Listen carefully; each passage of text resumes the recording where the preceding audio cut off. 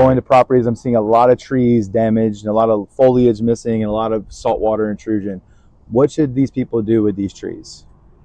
Chris, that's a great question. And, I've been getting fielded a lot of those same kind of calls. What do we do with that? What we need to really understand is with these trees, whether it's a large oak or a palm, anything, that salt can actually really cause some damage to the root system of the tree. Another big thing is really giving the trees the nutrition and everything that they need to get themselves going in that recovery process. So you're saying that there's a way we can save these trees by potentially putting some new soil, fertilizer, nutrition, some way to do it